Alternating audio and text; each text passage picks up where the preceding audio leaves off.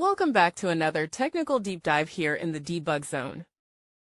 Today we're tackling a big question and breaking it down with insights from other users. Hopefully this clears up some misconceptions and helps you get the answer you need.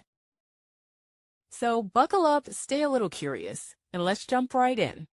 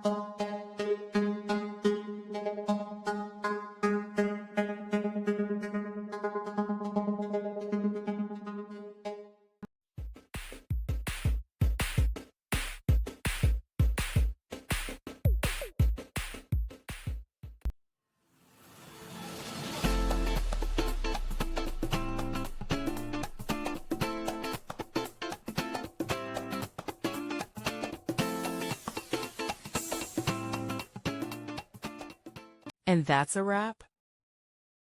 I hope you found the answer you were looking for. If you did, take a second to hit that subscribe button. It really helps out. And let me know in the comments which solution worked best for you. See you next time in the debug zone.